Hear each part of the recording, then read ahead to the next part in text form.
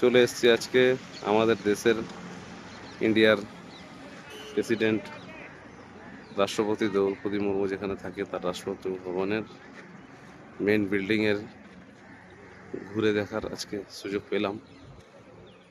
ওই দিকে main gate থেকে 5 কিলোমিটার গেলে ইন্ডিয়া গেট, যেটা আগে জনপথ ছিল সেটাই এখন মোদি সরকার কর্তব্য পথ নামে পরিচিত করিয়েছে।